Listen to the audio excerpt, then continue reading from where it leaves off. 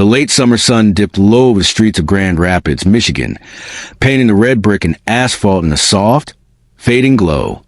The air carried a humid heaviness, the kind that clung to your skin and made the simplest movement a conscious effort. Cars hummed along Division Avenue. People hustled home from work, and the city carried on its routine, unaware that beneath this everyday hum, a mystery was about to fracture the ordinary. It was September 8th, 2009, when 15-year-old Emma Collins left her home in the Eastown neighborhood. She had the kind of quiet energy that made people notice her, without meaning to. Curly chestnut hair that caught the sunlight, eyes the color of storm clouds, a light dusting of freckles across her nose, and an infectious, soft-spoken smile that lingered even when she walked away. That morning, she had grabbed her favorite black backpack, stuffed with notebooks and a sketch pad filled with her drawings, and promised her mother she would be home by dinner. Emma's route to the local library was familiar, a walk she had taken countless times. Neighbors watched her leave, some waving, others simply nodding. Her mother, Rachel Collins, remembered standing in the doorway, letting the screen door swing shut with a familiar creak and thinking nothing of it. She was careful, responsible, Rachel would later recall. Even when she was 15, she had this way of looking both ways, making sure everything felt safe. But that sense of safety, so unremarkable in its normalcy, was about to be shattered. The library, a modest brick building nestled between a small coffee shop and a bookstore, had become a second home for Emma. It was where she explored the worlds in her sketchbooks, where she asked questions about literature, and where she occasionally met friends for homework sessions. That Tuesday morning, she was planning to finish a drawing she had started the week before, a surreal landscape of twisted trees and stormy skies. She arrived, exchanged greetings with the librarian, and walked past the rows of shelves, her backpack swinging lightly at her side. No one noticed anything unusual. By early evening, when Emma did not return home, her absence was felt immediately. Her father, Mark Collins, tried calling her cell phone, each unanswered ring heightening his worry. Rachel paced the kitchen, glancing out the window at the dimming streetlights, hoping to see the familiar figure rounding the corner. The minutes stretched into hours, and the sense of routine fractured. It was unlike Emma to be late, to be unreachable, to vanish without a word. Neighbors began noticing the unusual silence. Mrs. Thompson, who lived 2 doors down, mentioned seeing Emma walking toward the library around noon, but had not noticed her return. At the corner store, a clerk remembered seeing a young girl matching her description near the soda cooler. But by mid-afternoon, she had disappeared. Each observation was fleeting, fragmented, and eventually frustratingly inconclusive. It was as if Emma had evaporated into the humid Michigan air. By nightfall, the Collins household had become a scene of growing dread. Friends were called, text messages sent, but no one had seen her. The local police department was contacted around 8:30 p.m., and officers arrived quickly, taking statements, reviewing Emma's usual routes, and noting her friends and acquaintances. They reassured the family that they would do everything possible, but Rachel and Mark could feel the urgency that went unspoken, the knowledge that time was critical when a child went missing. The initial investigation began with mapping Emma's known routines. The route to school, the library, the neighborhood park, and the small strip of shops she visited weekly. Each street, each alley, each public space became a potential locus of evidence. Officers interviewed everyone she might have encountered, from baristas and librarians to teenagers who frequented the same sidewalks. Yet the city, bustling and interconnected, held too many variables, too many unknowns, and Emma remained unseen. By the second day, the search expanded. Volunteers distributed flyers bearing her smiling face, with details of her clothing, a green hoodie, jeans, and sneakers, and a plea for any information. Social media, just beginning to emerge as a powerful tool, was used to share posts, alerts, and messages across the community. Local television stations broadcast her photograph, interviews with the family, and announcements urging residents to check their homes, vehicles, and workplaces. Even in 2009, the digital reach extended beyond the streets of Grand Rapids, but tips were slow to arrive. Emma's disappearance immediately struck a nerve in the community. Grand Rapids, a city of over 200,000 people, prided itself on safety, familiarity, and neighborly connection. Yet the sudden absence shattered that sense of security. Parents began calling their children home early, watching streets more closely, and teaching lessons about strangers, trust, and caution. People spoke in hushed tones at grocery stores, schools, and churches, wondering how a child could vanish in a place they considered safe. Meanwhile, the Collins family tried to maintain their composure, though each passing hour compounded the anxiety. Mark drove through neighborhoods in the dark, calling Emma's name, while Rachel contacted friends, neighbors, and Emma's teachers. Sleep was impossible, meals forgotten, and every phone ring was a pulse of hope and fear. I kept thinking she'd be there when I turned the corner, Rachel remembered. But every street, every alleyway was empty, and that's when the panic started. The sense of urgency escalated as the first 24 hours passed. Officers noted every detail meticulously. Footprints in a muddy patch near the library, a discarded water bottle on a nearby street, a faint pattern of movement that might have been hers or might not. Forensics was called in immediately. The crime lab mobilized to examine potential evidence, while field officers canvassed neighborhoods. Every tip was logged, every sighting checked, every scrap of information considered. By nightfall on September 9th, Emma Collins had become a figure both vivid and spectral. She existed in the collective consciousness of Grand Rapids, a smiling girl with chestnut curls, stormy eyes, and a backpack full of art, now missing from the streets, the library, and her home. Her disappearance was a kind of event that rewrote routine, that reshaped perception, that left people acutely aware of vulnerability. The city, once mundane and predictable, now held the tension of a mystery unresolved, waiting to reveal whether hope or tragedy would emerge first. And as the last streetlights flickered on that evening, Rachel Collins held her daughter's sketchpad close, tracing the familiar lines and shapes with trembling fingers. Somewhere in the city, officers began knocking on doors, canvassing for information, piecing together the early threads of a case that would, unbeknownst to everyone, remain unsolved for years until the day justice finally arrived. By the early hours of September 9th, Grand Rapids had been swept into a quiet panic. Emma Collins remained missing, and the city streets, usually buzzing with a hum of traffic and casual conversations, felt unusually still. Local news outlets began broadcasting the story, flashing her photograph across television screens, on websites, and social media pages. Missing teen in Easttown neighborhood. The headlines read, accompanied by the same image that volunteers had plastered on street poles, storefronts, and lampposts. The smiling face, stormy eyes, and chestnut curls that had once symbolized ordinary adolescence now carried a collective weight of worry.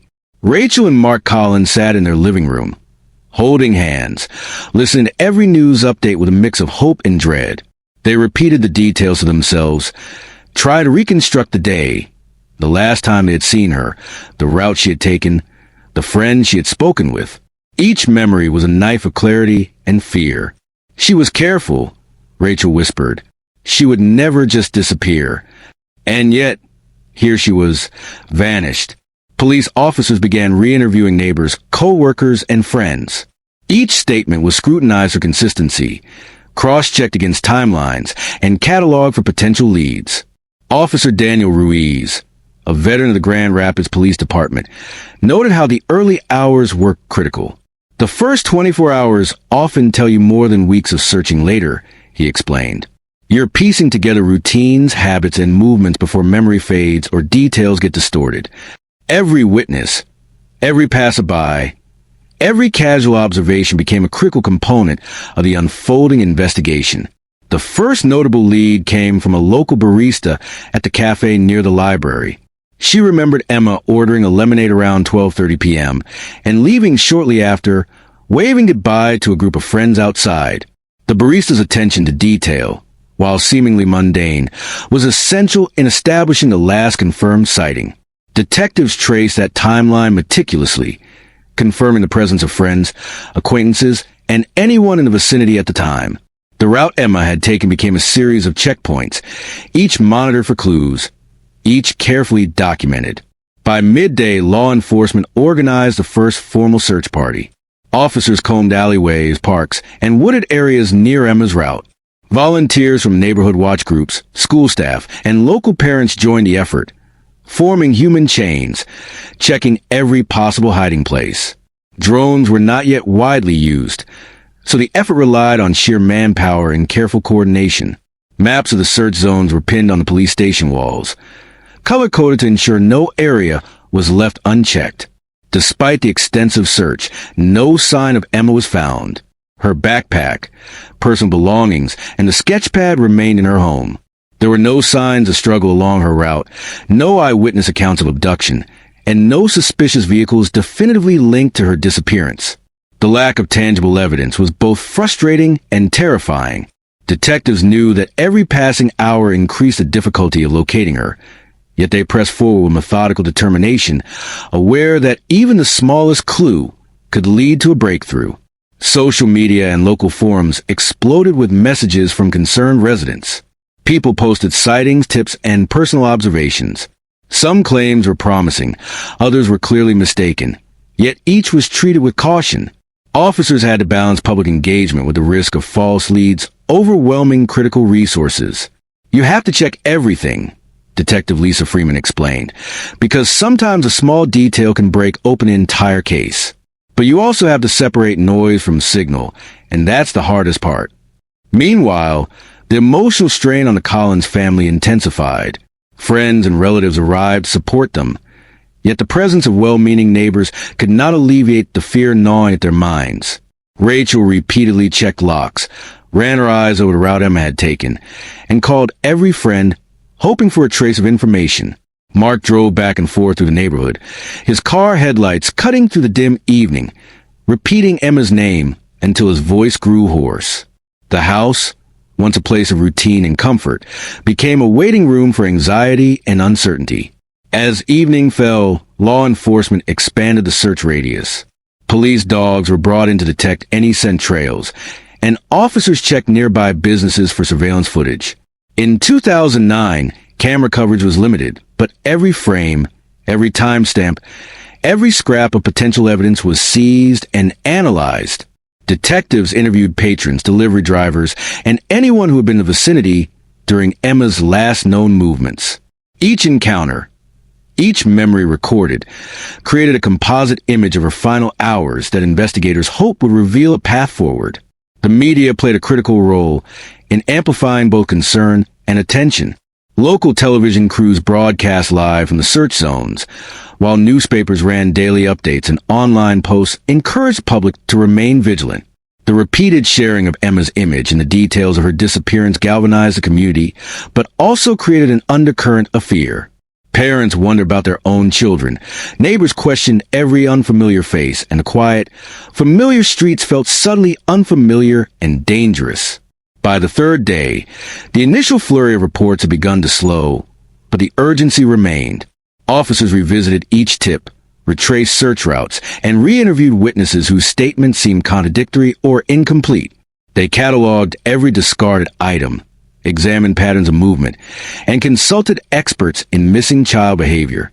Detectives emphasized maintaining a meticulous timeline, knowing that even the smallest error could derail the search. Meanwhile, the Collins family continued to live in a state of suspended terror, measuring time in heartbeats and unanswered phone calls. In the midst of this chaos, the community's resilience began to emerge. Volunteers organized information desks, coordinated neighborhood patrols, and shared updates with friends and family. Local youth groups handed out flyers at schools, neighborhood associations posted signs, and church congregations held prayer vigils. Macon may have been a smaller city than other urban centers, but the collective effort demonstrated the power of community solidarity in the face of an unknown threat. Yet as night fell again without a single confirmed sighting of Emma, the weight of uncertainty settled over the city. Families returned home with children. Stores closed earlier than usual, and police continued their rounds in an almost ritualistic pattern. The sense of dread was omnipresent. A community united in fear, a family trapped in anguish, and a girl, only 15, vanished from the world she had always known. It was in that tense, uncertain space that the foundation for a long, difficult investigation was laid. Every statement, every tip, every search effort became part of a narrative that would endure for years. Even as hope flickered and doubt crept in, the meticulous documentation and tireless effort by both the authorities and the community ensured that Emma Collins' disappearance would not be forgotten. And somewhere in the back of every officer's mind, there was a quiet certainty. Finding her would require patience, persistence, and a kind of dedication that could withstand the passage of time.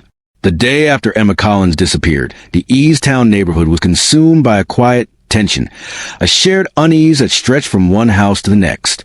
Families peered out windows, watched streets more closely, and whispered over fences, piecing together fragmented information.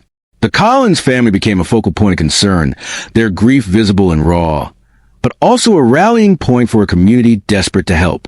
Friends, neighbors, and even casual acquaintances flocked to their home, bringing food, comfort, and hands willing to search. Every knock on the door carried hope. Every voice offered guidance. Every question suggested a possible lead. Rachel and Mark Collins were overwhelmed by the outpouring of support, yet the attention only intensified the emotional strain.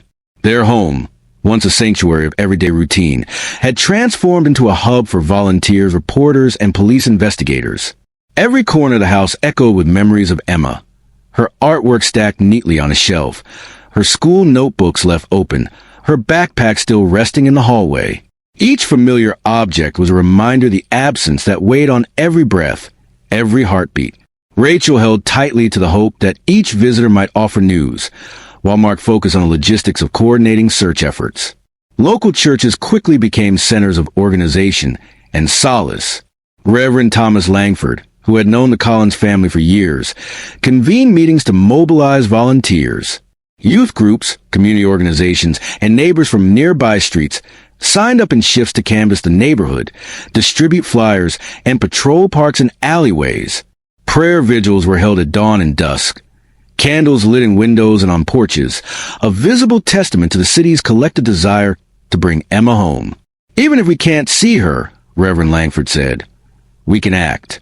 We can search, we can watch, we can pray, and we will not stop. Meanwhile, local schools became hubs of communication. Emma's classmates were interviewed. Teachers recollected interactions and routines, and administrators coordinated outreach to parents. Counselors were available to help students process both fear and concern, recognizing that the absence of one of their peers created a ripple effect of anxiety. Friendships were examined for clues, patterns of Emma's habits traced for insight, and staff collaborated closely with law enforcement to ensure that no detail was overlooked. Every school hallway echoed with questions, uncertainty, and whispered fears. The Collins family also worked tirelessly to maintain communication with law enforcement. Rachel provided detailed account of Emma's routine, habits, and relationships, while Mark organized maps, timelines, and lists of potential acquaintances. Their combined efforts created a living archive of information for detectives, one that would become critical as the case progressed. We had to keep track of everything, Mark later said. Every call, every sighting, every little thing someone remembered. It all mattered. We couldn't let anything slip through the cracks. Volunteers took to social media, creating dedicated pages, sharing updates, and posting photographs of Emma. Even as posts multiplied, the family was careful to vet information and avoid spreading false leads. The digital community became an extension of the physical search, allowing residents from outside the immediate neighborhood to contribute. Tips trickled in, some credible, others not, but each was investigated methodically. The community learned quickly that patience and discernment were just as essential as energy and dedication. By the third day, local media coverage intensified. News crews interviewed the Collins family, neighbors, and officials, broadcasting live footage from search zones and providing updates to the public. Headlines splashed across websites and newspapers, emphasizing both the urgency of the search and the unusual nature of the disappearance. The story resonated beyond Grand Rapids. Distant relatives, friends, and concerned citizens from other cities contacted the police with information. For the first time, the case had a wider audience, amplifying both hope and pressure. Despite the outpouring of help, the emotional toll on the family was immense. Rachel often withdrew to Emma's bedroom, clutching her daughter's sketchpad and sketching tools, reliving moments of her childhood in memory. Mark, usually composed and pragmatic, found himself driving the streets aimlessly at night, calling out Emma's name, imagining every possible scenario. Exhaustion, anxiety, and grief became constant companions, yet they refused to surrender to despair. Their determination to find Emma fueled every interaction, every decision, every sleepless night. The neighborhood itself adapted to the crisis. Residents set up informal watch rotations, monitoring streets, parks, and alleys where Emma might have been seen. Conversations in grocery stores, coffee shops, and laundromats revolved around sightings, tips, and memories. Strangers became temporary allies in a shared mission. Everyone, consciously or unconsciously, felt the weight of responsibility for the missing girl. There was an undercurrent of fear, too. Parents questioned every stranger, every vehicle, every unknown face passing their doorways, but it was coupled with a renewed sense of vigilance and community cohesion. One volunteer remembered seeing a shadowy figure near the corner park around noon on the day of Emma's disappearance. Though the memory was vague, it became part of the mosaic of possible clues. Officers recorded the account, adding it to an ever-growing stack of statements, photographs, and maps. Even small, uncertain observations became threads to follow, the accumulation of which formed the backbone of the investigation. By the end of the first week, the community's efforts had shifted from frantic searching to strategic coordination. Teams were assigned specific zones, timelines were established, and communication networks ensured that no information went unnoticed. The Collins family, while exhausted, continued to lead the effort in spirit, providing both emotional and practical guidance to volunteers and officers alike. "We knew she was out there," Rachel said later. "We just had to make sure someone saw her, someone remembered, someone cared enough to help her get home." Despite tireless searching, the first weeks yielded no concrete leads.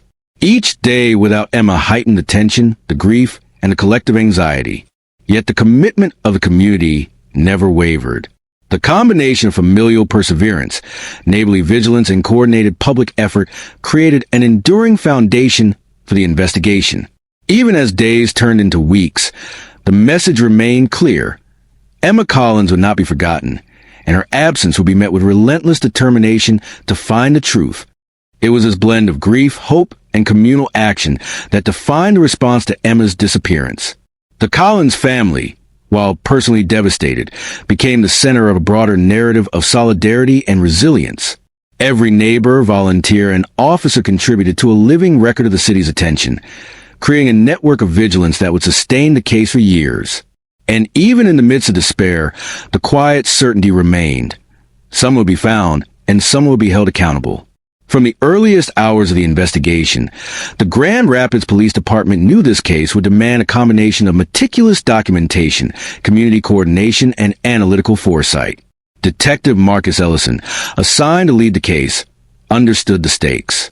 "We weren't just looking for a missing teenager," he later explained. "We were racing against time, misinformation, and the natural erosion of memory. Every detail had to be recorded, every witness statement cross-checked, and every potential lead examined with rigorous care.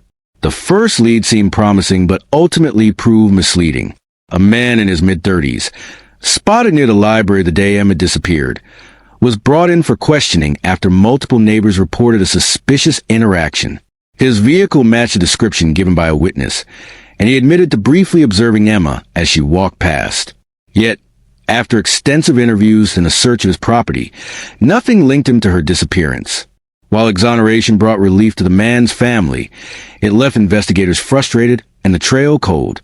A second lead involved a local construction worker who had reported seeing a young girl matching Emma's description near an abandoned warehouse on the outskirts of the city. The building, isolated and often used by homeless individuals, was thoroughly searched over several days. Investigators found remnants of camping equipment and graffiti, but no evidence of Emma's presence. While disappointing, this false lead reinforced the importance of systematically verifying every tip, no matter how compelling it appeared.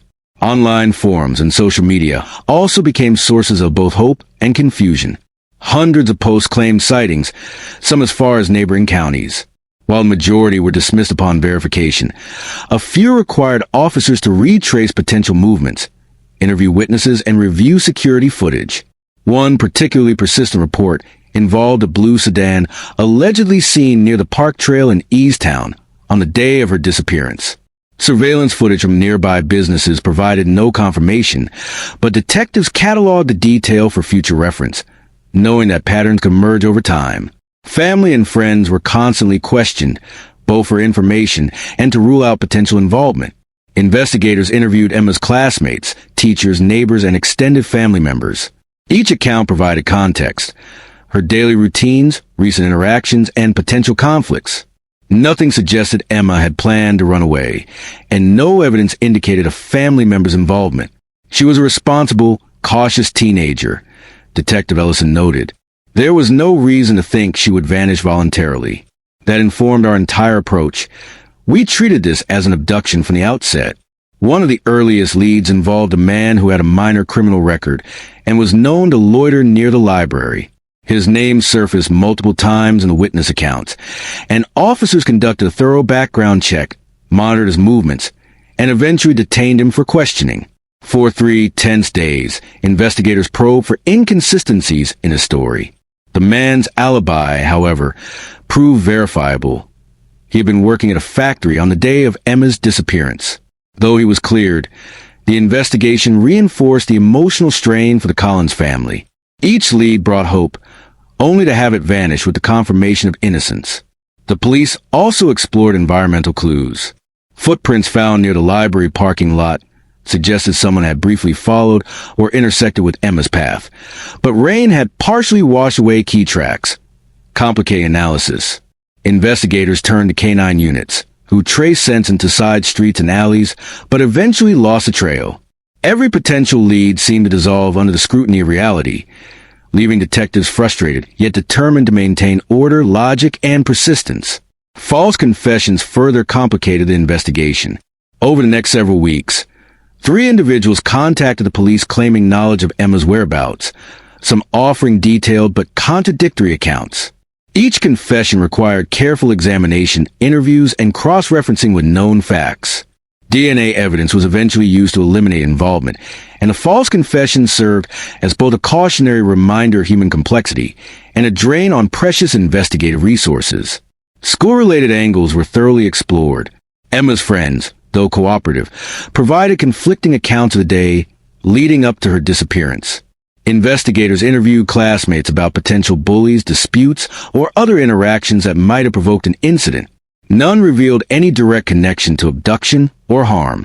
While it was standard procedure to examine social dynamics, these inquiries produced no actionable evidence, leaving the focus on external threats rather than internal school conflicts. Another line of inquiry involved surveillance of known predators in the area. Grand Rapids maintained a registry, and authorities cross-referenced the profiles with the location and timing of Emma's disappearance. Several individuals were initially considered persons of interest, leading to background checks, interviews, and restricted monitoring. Most were eliminated as suspects, either through alibi verification or lack of any connection to Emma's known movements. The painstaking nature of this process, while slow, ensured the integrity of the investigation and prevented wrongful accusation. Over time, the accumulation of unverified tips created what investigators called noise, the constant influx of information that could mislead as easily as it could guide. Detectives developed a tiered system for evaluating leads: immediate physical evidence, corroborated eyewitness testimony, digital or surveillance data, and finally anecdotal reports. This methodical approach allowed the team to prioritize resources effectively, even as weeks and months passed without definitive answers. Local and federal agencies also became involved. The FBI offered resources for forensic testing, profiling, and database access, including analysis of missing children nationwide. Coordination between local police and federal investigators ensured that all potential avenues were pursued, from fingerprint comparison to DNA databases. Despite these efforts, the case stubbornly resisted resolution. For the Collins family, each passing week compounded the grief, frustration, and uncertainty that had begun the night Emma vanished. The emotional toll on the family was heightened by the very nature of the false leads. Each hopeful tip raised expectations only to dash them against reality. Rachel described it as a recurring heartbreak. Every day we thought we were closer, but then it slipped away. You learn to hold hope lightly, to brace for disappointment while refusing to give up. Mark channeled his energy into organizing searches, speaking with volunteers, and tracking investigative updates, becoming both anchor and strategist of the family's efforts. Community frustration mirrored the family's struggle. Neighborhood residents, who had initially been eager and engaged, began to express concern that the investigation was not progressing. Town hall meetings were held, and police officers addressed the public, explaining the challenges of missing person cases, the importance of methodical investigation, and the need for patience. Authorities emphasized that every detail mattered, no matter how small or seemingly irrelevant. The Collins family, while feeling the public scrutiny, remained committed to transparency and cooperation, knowing that maintaining trust with the community was critical to sustaining attention on Emma's case. Despite the setbacks, some fragments of hope persisted. Surveillance footage from the library area, though grainy, captured a figure matching Emma's description, walking with someone whose identity could not be confirmed. Witnesses reported seeing an unfamiliar vehicle parked nearby. Canine units occasionally picked up faint scents that led to temporary excitement but ultimately faded. Each small piece, while inconclusive, reinforced the notion that the case could still be solved if patience and diligence prevailed.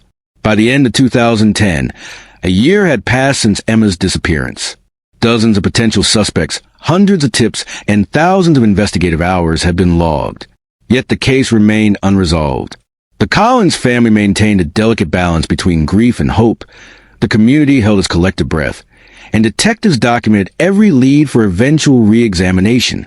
It was an unrelenting period of false starts, misdirection, and emotional strain, laying a foundation for the cold case phase that would ultimately lead to a breakthrough years later. As the years passed, Emma Collins' disappearance became one of Grand Rapids' most haunting unsolved cases.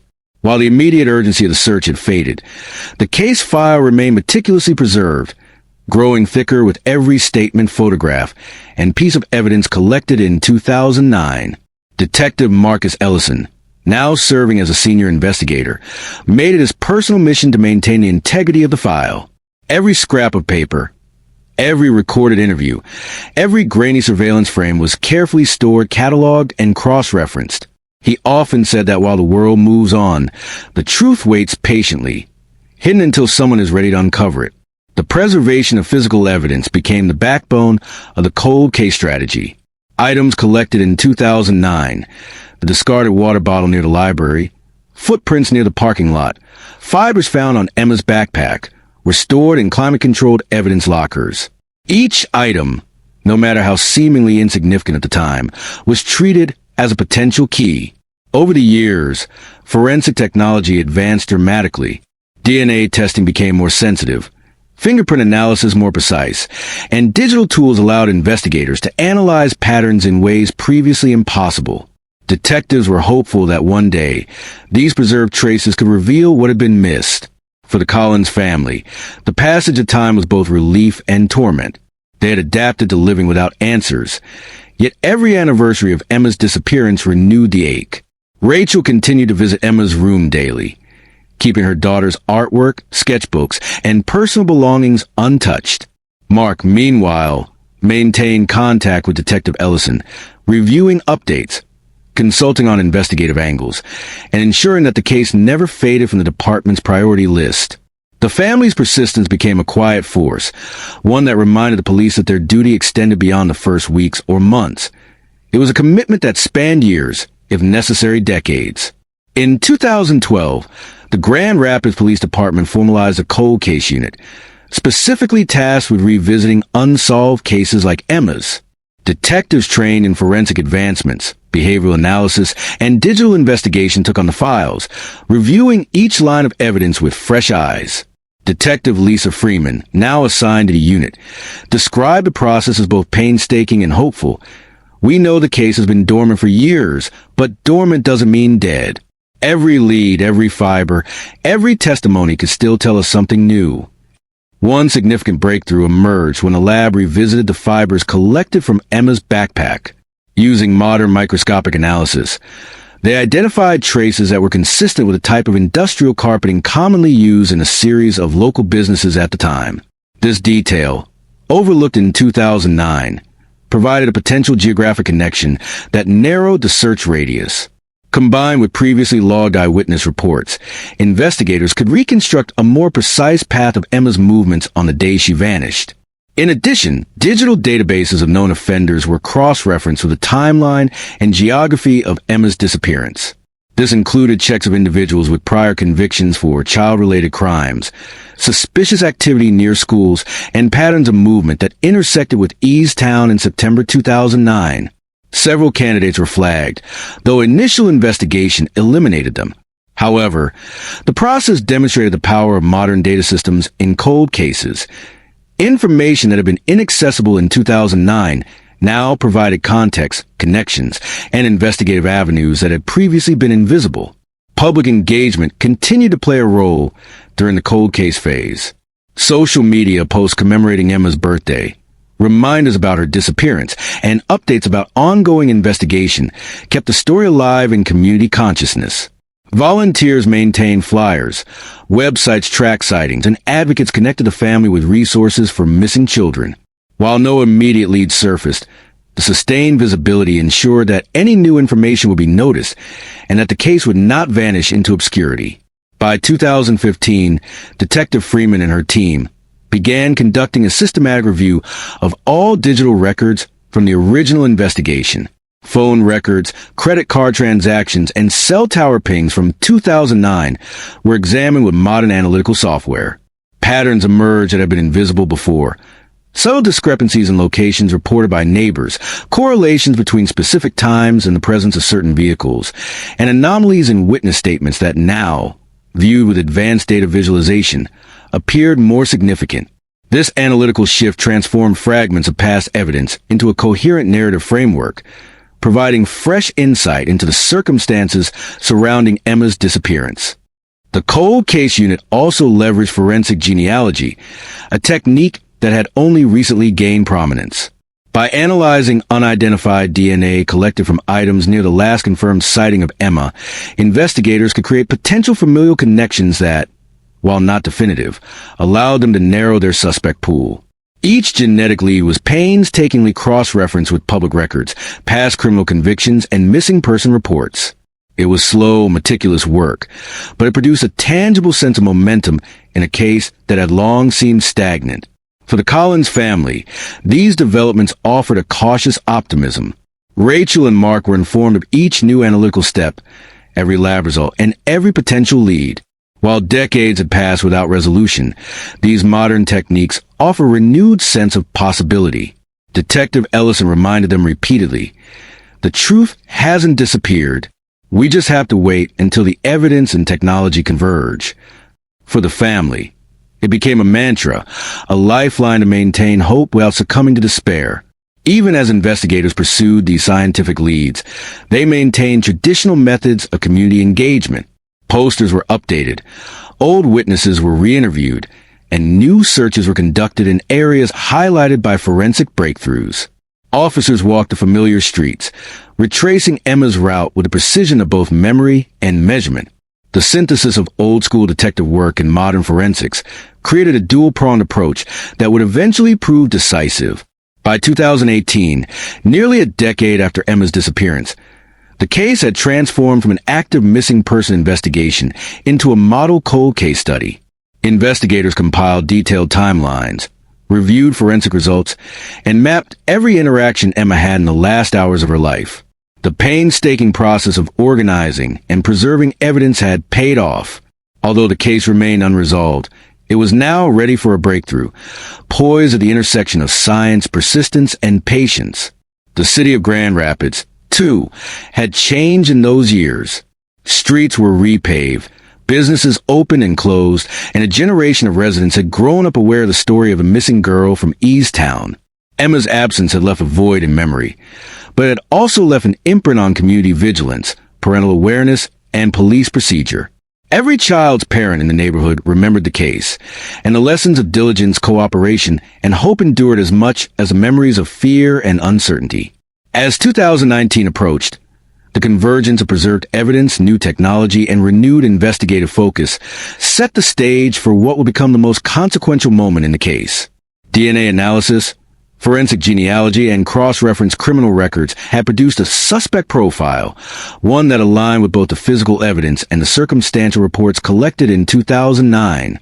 It was the first time that potential for closure felt tangible, that hope was no longer abstract, and that the long, patient work of a decade might finally bear fruit. It was a crisp March morning in 2019 when the breakthrough finally arrived. Detective Lisa Freeman had been reviewing the results of a forensic genealogy analysis for weeks, cross-referencing DNA collected from a small fiber found on Emma Collins's backpack with public genetic databases. The technology, still in its early stages during the initial years of the investigation, had matured, allowing investigators to connect the biological evidence to distant relatives of potential suspects. When the name surfaced, Freeman felt a quiet, restrained excitement, a blend of professional triumph and the anticipation of relief for a family who had endured a decade of uncertainty. The suspect, James Porter, was a 42-year-old man living in a neighboring county. His background revealed a history of minor offenses, but nothing violent or directly related to children. Yet the forensic link was compelling. DNA from Porter's distant relatives matched the unidentified DNA collected in 2009, narrowing the circle to him. Detective Freeman requested additional testing and confirmation, knowing that the integrity of the arrest depended on airtight evidence. Meanwhile, Ellison and other team members prepared the logistics of the investigation, tracing Porter's movements in 2009, reviewing his known associates, and documenting any opportunity he may have had to interact with Emma. Surveillance and phone records confirmed that Porter had been in Easttown on the day of Emma's disappearance. Investigators discovered that he frequently drove along the streets near the library and park, routes Emma had taken routinely. When combined with the DNA evidence, the timeline and physical proximity created a strong circumstantial case. Officers consulted with the county prosecutor, who authorized a full arrest warrant. For the first time in 10 years, the possibility of justice felt tangible, measurable, and imminent. The Collins family received the news cautiously. Rachel and Mark were notified in person by Detective Ellison, who arrived early in the morning with both good news and warnings against premature celebration. "We confirmed a strong lead," he explained gently. "The evidence aligns and the arrest is imminent, but we must let the process unfold through courts. This is still just the beginning of resolution." For the family, hope mingled with fear, the fear of disappointment, the fear of a legal process that might falter, but also the long-suppressed hope that they might finally have answers. Porter was arrested without incident in his home. Officers approached carefully, presenting the arrest warrant and informing him of the charges. Despite being taken into custody, Porter remained largely silent, providing no immediate explanation or confession. His arrest stunned neighbors, colleagues, and even some members of law enforcement who had interacted with him during prior investigations. The man who had seemed ordinary, unremarkable, and unconnected to the tragedy 10 years earlier was now at the center of one of Michigan's most enduring cold cases. Interviews with Porter were methodical. Prosecutors and detectives sought to understand the events of September 8th, 2009, the motives, and any additional evidence that could corroborate the charges. Though he denied involvement initially, further DNA testing, corroborated by location records, placed him near the areas Emma was last seen. Investigators also discovered that items found in his vehicle and personal storage matched fibers and materials linked to Emma's belongings. Each piece of evidence solidified the prosecution's case, and confidence in a successful trial grew. The arrest sent shockwaves through Grand Rapids. Residents who had lived with the unease of Emma's disappearance for a decade found themselves confronted with tangible resolution. Community leaders praised law enforcement for their persistence, while local media covered every detail, recounting the exhaustive years of investigation, the false leads, and the eventual breakthrough. Interviews with the Collins family were aired, their faces reflecting a complex mixture of relief, sorrow, and anticipation of closure. Rachel spoke softly but firmly. "We've waited 10 years for this day. It doesn't erase the pain, but it finally gives us hope that justice will be served." Law enforcement officials emphasized the significance of modern forensic technology and meticulous preservation of evidence. Detective Freeman explained, "Without the foresight to preserve every item, every statement, every fragment, we would never have made this connection. It took years of patience, cross-referencing, and new methods to finally reach this point. For students of criminal investigation, the case became a textbook example of how cold cases, once thought unsolvable, could be resolved through persistence, innovation, and careful coordination. The arrest also prompted the reopening of old leads. Investigators retraced Porter's known movements, re-interviewed witnesses, and reviewed archived evidence for new insights.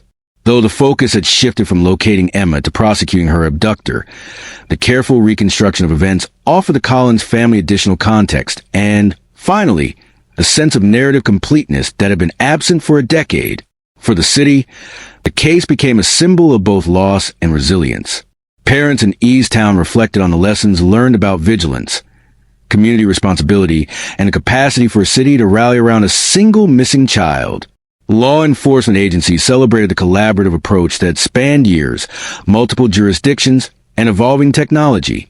Grand Rapids, once haunted by uncertainty and fear, now faced a future with a story of resolution. Painful, yes, but also instructive and, ultimately, vindicating. The legal proceedings that followed confirmed the arrest's significance.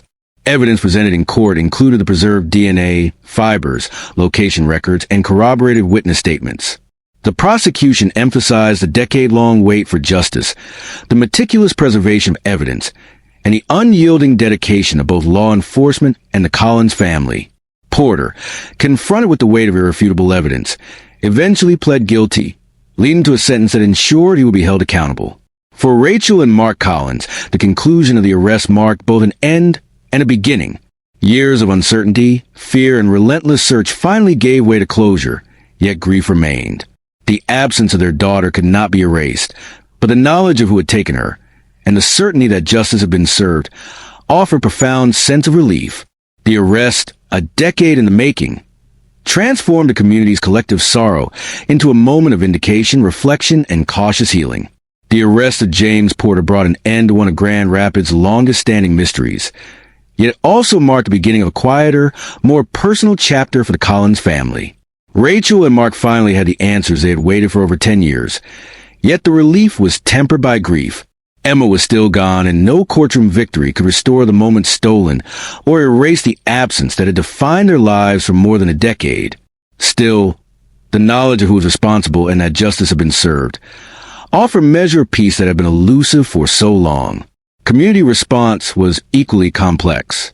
Eastown residents, who had grown up with the story of Emma's disappearance as part of the city's collective memory, felt a mixture of vindication, closure, and lingering sadness. Neighborhoods that had once been filled with quiet anxiety now gathered to acknowledge the dedication of both the Collins family and law enforcement.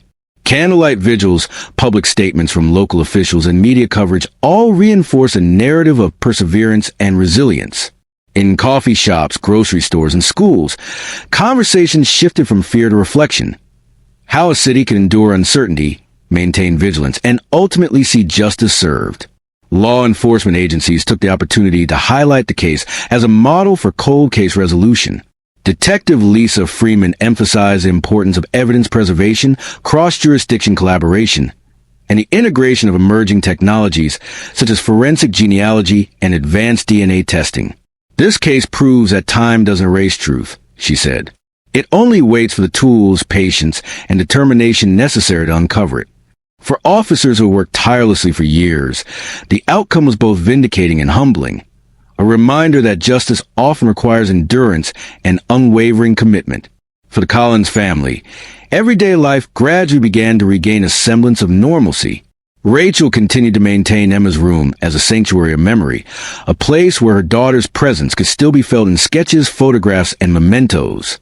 Mark focused on community outreach, speaking at neighborhood meetings, schools, and law enforcement seminars, sharing the story of resilience and the critical importance of vigilance and cooperation. Their lives, once defined by anxiety and uncertainty, had been transformed by closure, though grief remained an ever-present companion. The story of Emma Collins became a cautionary tale and an inspiration. Schools incorporated discussions of safety, awareness, and community responsibility, while local organizations highlighted the importance of supporting families of missing children. Law enforcement used the case to train new detectives, demonstrating the impact of patience, meticulous record-keeping, and the integration of modern forensic methods into cold case investigations. The city's collective memory had been marked by tragedy, but it had also been shaped by perseverance, collaboration, and the unwavering pursuit of truth. Even as time passed, Rachel and Mark never forgot the emotional weight of the decade-long uncertainty. "We can't undo the past," Rachel said softly, "but we can honor Emma by ensuring her story is remembered and by helping others who may face similar pain." Their advocacy extended to supporting local missing children organizations, mentoring parents, and sharing lessons learned from their long journey through fear, false leads, and eventual justice. Their voice became a bridge between grief and hope, demonstrating that even the deepest wounds could guide efforts toward prevention, awareness, and community solidarity. Grand Rapids itself bore the marks of the case.